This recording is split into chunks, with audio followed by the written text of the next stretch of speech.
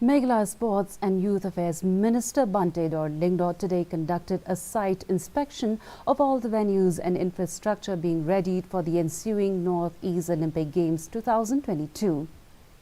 Apart from Jain Stadium, the inspection is being carried out at the Sai Complex, Nehu.